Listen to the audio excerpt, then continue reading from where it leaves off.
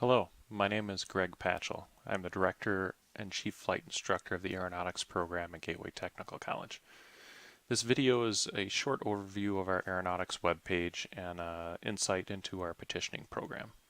So let's get started. To navigate to the Gateway Aeronautics webpage, start at the Gateway webpage, so www.gtc.edu. From there, you'll see a Programs tab. You can click on that. And then scroll down to the Aeronautics Pilot Training and click there. This will bring you to a landing page for the Aeronautics program. There's a paragraph here that kind of describes the program a little bit, some statements about the program.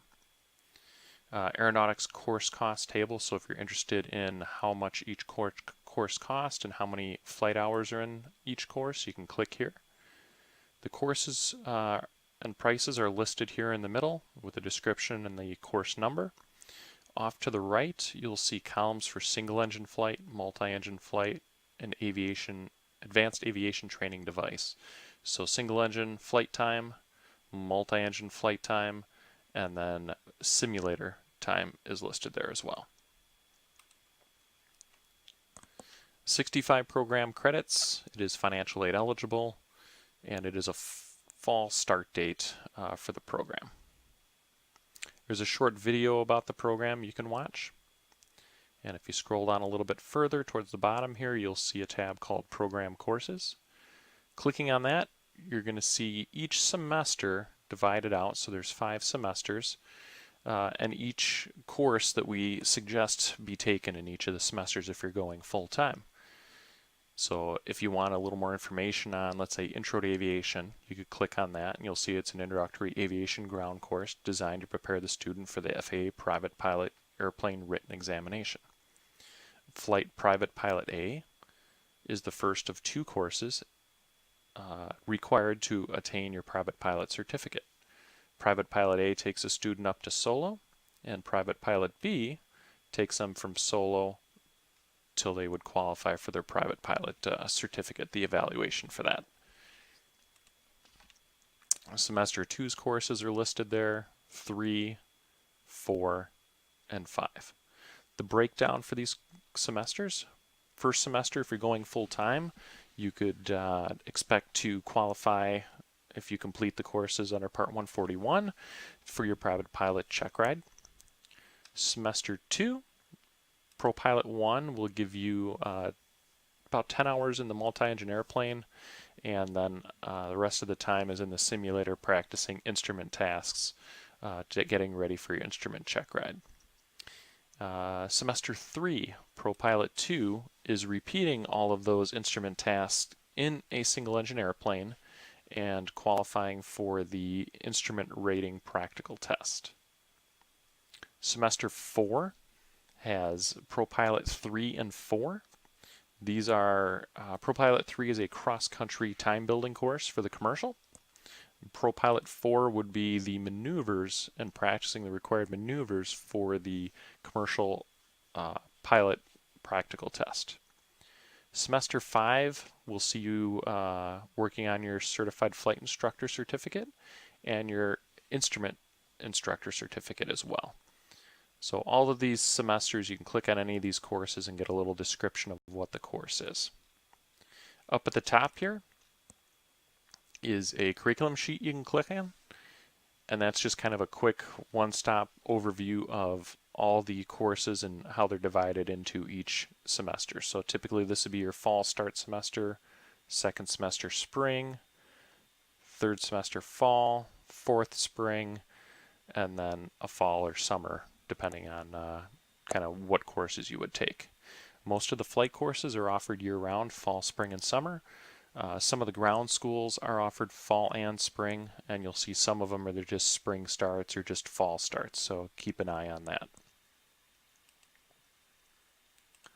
The other box down here that's really important is admission requirements. So how do you get accepted into the program, and how do you get into a flight course?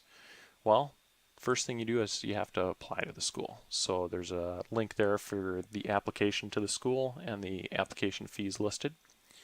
Official high school transcripts have to be submitted, or GED or high school equivalency diploma credentials. You have to take a reading, writing, and math placement test. And then, like it says here, there is a petitioning requirement for our program. So it's a CR Petitioning webpage for additional information. This is where you want to click to get information on petitioning. It explains where you would find the requirements for petitioning and the basically checklist you would see as you meet those requirements. So there's a link here to my gateway under program petitioning, and within Web Advisor self-service student program petition is where you would find that information.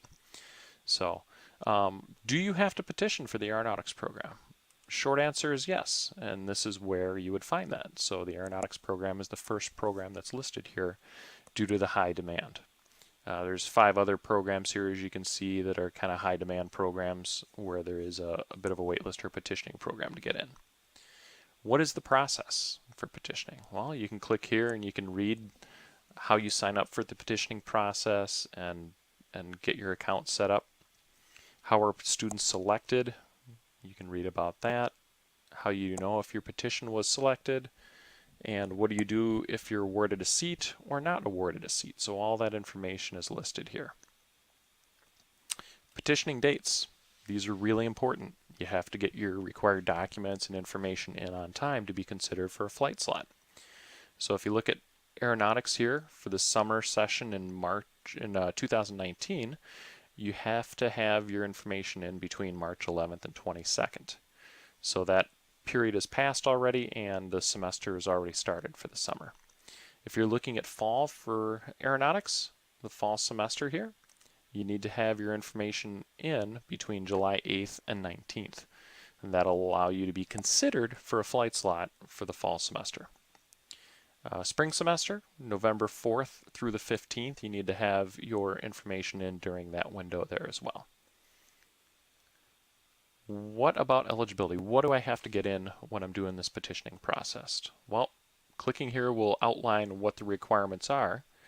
So if you look down here, you've got the 3 windows for each of the semesters for aeronautics, and they're also listed right here. So 3 different places you can see those. What are the requirements? Well, number 1, like I said, is program acceptance. You have to be accepted to the program. In order to be considered for the program, you have to be accepted to the college, so that kind of goes without saying.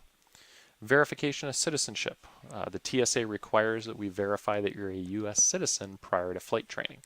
So the way we do that is either a current U.S. passport, or your second option would be an official birth certificate with a raised embossed seal, and a government-issued photo ID. So that could be a driver's license is what most people will use.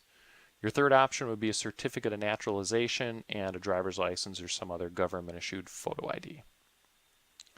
Next step would be complete the Aeronautics Declaration Intent Form. What this form tells us is if you intend to do your private pilot training at Gateway, or if you will have already completed that coming in. So if you do have a private pilot certificate and it's current, you have a current flight review, you can bring that into Gateway and we will evaluate you with a oral exam and a practical flight exam. And if everything is to ACS standards, we will accept that private pilot certificate, and it will allow you to basically test out of the Intro to Aviation course and the 2 private pilot courses in the first semester. Your next step would be to complete an aeronautics overview session within the previous calendar year. Typically, these are held as a group meeting. They're about a month and a half before the semester starts, and it's about a 2-hour meeting. The first hour and a half or so is us giving you an overview of the program, a little bit more in depth than this video obviously covers, and it explains the FAA requirements, attendance, record keeping, expectation from students, what you can expect from the instructors, and so forth. It's kind of eye-opening for some students that aren't really ready for what the requirements and the rigor of the program. So just want to make sure everyone kind of knows what they're getting into before they start. So if you want to set that up, go ahead and email me, or you can leave me a voicemail at my office phone number there, 262-564-3934. Next step would be to get a first or second class FAA Medical Certificate and then submit a copy of that. There's a link here on how to get that information. If you click it, just pay attention to this medical certificate part. The stuff down here is not necessarily current anymore, so if you click on this medical certificate link, it'll take you to the FAA's webpage. Come down to locate an AME. Search for an aviation medical examiner in your area. And designee types, you can change that to AME. Go ahead and do a location search. First you have to select the United States, and then you can pick your state, zip code. The more specific you are, the less returns you'll get. So if we just look at Wisconsin and I hit search, I will see all the medical examiners here in the state of Wisconsin. And I can sort these columns based on alphabetical order or name, or what city they're in. So if I just wanted to look at ones that might be in Kenosha, there's a medical examiner right here in Kenosha. Here's a couple in La Crosse. So you can search that way. You can search by postal code, whatever kind of works best for you. Keep an eye on this class type. That refers to what class medical certificate they are able to test for. And some of them are just third class, some are second and third, some are first class. So remember, you need a first or second class medical certificate when you come into the program. Your last step would be completing the Aeronautics Student Availability Form. That form lists Monday through Friday the flight slots that we offer. So we offer 8 to 10 a.m., 10 to noon, 12:30 to 2:30, and 2:30 to 4:30. You need to attend a minimum of 3 flight slots a week, and those are scheduled from the beginning of the semester all the way to the end of the semester. The more availability that you list on that form, the more likely we'll be able to fit you into a schedule and award you a flight slot. So if you only choose 3 flight slots, it's going to be hard to fit you into a schedule compared to someone that might select 6 or 7 that they can make. So try to give yourself as much availability on that form there. Some things to keep in mind: the flight slots, even the ones you select, you may have to schedule extra ones outside of those times. Examples of reasons you might need to do that would be for poor weather. You might have a flight cancel and have to make that up.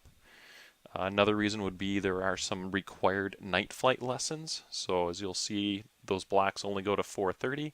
You may need to schedule a night lesson or 2 or 3 depending on the course in order to complete the requirements for that course. Other than that, once you've completed all that information, then we'll go ahead and we'll consider you for a flight slot. So if you have any questions about the program or the petitioning process, feel free to send me an email at patchelg@gtc.edu, or go ahead and leave me a voicemail, 262-564-3934. Thank you very much and have a good day.